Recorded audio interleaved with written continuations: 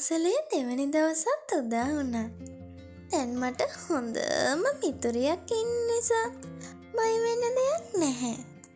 උදෙන්ම පාසලට එනකොට නිෂා මං එනකල් බලන් හිටියා. අපි දෙන්න එක ළඟ වාඩි වෙලා ඉගෙනීම් කටයුතු කරගෙන ගියා. ඔන්න ඒ දවසේම කාලච්ඡේදයකට අපිට වෙනත් පන්තියකට යන්න වුණා. මේ පන්තියේ තිබුණේ අපිට වඩා අවුරුද්දක් වැඩිමල් උසස් පෙළ හදාරන පන්තියක. මායි නිෂයි පොට්ටි ගත් අරගෙන පන්තියට යන්න වුණා. මේ පන්තියට ගිහින් ගුරුතුමී ඇවිත් උගන්වද්දී මං වටපිට බැලුවේ හොඳ තට්ටුවක තිබුණ පන්තියෙන් එළිය බලනකොට හරිම ලස්සන දර්ශනයක් පෙනෙන නිසා. එහෙම බලනකොට මම දැක්කා කොරිඩෝවේ ඉඳන් පිරිමි ළමයි කිහිප දෙනෙක් අපේ පන්තිය දිහා බලන් ඉන්නවා. තවත් එහෙ බලන් හිටියොත් එයාලා වැරදියට හිතන නිසා මං ඉස්සරහා බලාගත්තා. උගන්වන අතරේ මගේ එහා පැත්තේ හිටපු නිෂාගේ ඇහැ යොමු වෙලා තිබුණේ ඒ පැත්තට. මං ඇහිකනින් ඒක දැක්කේ. එයා මේ කොහෙද බලන්නේ කියලා මට ඒ පැත්ත නොබලාම තේරුම් ගියේ. එයා ඒ බලන් හිටිය අර පිරිමි ළමයි දිහා නිසා. ඇයි අනේ එහෙ බලන්නේ? ඔයාට පිස්සුද? එතන ඉන්න පිරිමි ළමයි.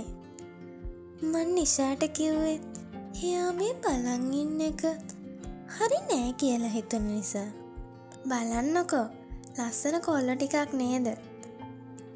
සෙට් කරගන්න තිබ්බනම්.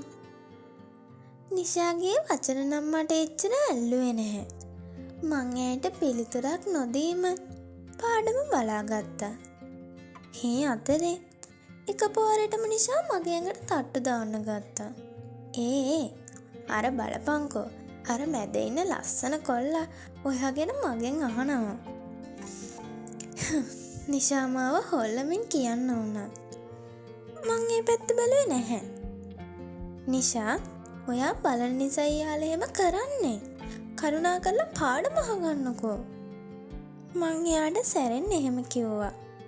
මේ අතරේ අර පිරිමි ළමයි විහිළුවටද මොනාදෝ කියනවා මටත් ලාවට ඇහුණා. නිෂාට තේරුම් ගියා මට කේන්ති ගිහින් තියෙන බව. ඇයි එකපාරටම ඉස්සරහා බලාගත්තා.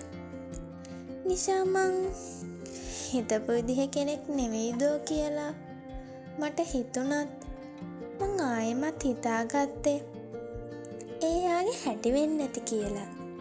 මිනිස්සු හැමෝම එක වගේ නෑනේ ඉතින්. සමහර විට නිෂා කොල්ලොන්ට කැමති ඇති. මොනා වුණත් ඇයි මගේ හොඳම යාළුවනේ ඉතින්.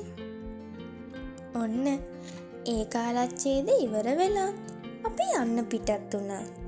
පන්තියෙන් එළියට යනකොටම කොරිඩෝවේ හිටපු පිරිමි ළමයෙක් මගේ ඇඟට තල්ලු වුණා. මම තව පොඩ්ඩෙන් වැටෙනවා. ඔහු වැවිත් මගේ ඇඟේ හැප්පෙනකොටම වැටෙන්න ගියපු මාව ඔහු මගේ අතේ කොනකින් අල්ලගත්තා. ඒ අතරේ එතන හිටපු අනිත් පිරිමි ළමයි hina වෙන්න ගත්තේ ඔවුන්නේ පිරිමි ළමයාව හිතලම මගේ ඇඟට තල්ලු කරපු නිසා. මගේ ඇඟට ඒ තල්ලු වුණ පිරිමි ළමයා කවුද? ඊළඟට මොකද වුනේ? මගේ ජීවිතේම වෙනස් කරපු මේ මොහොත ආරම්භ වුණේ එතනින්ද? මේ ගැන දැනගන්න මේ ලස්සන කතාවේ තුන්වෙනි කොටසින් අපි හමු වෙමු.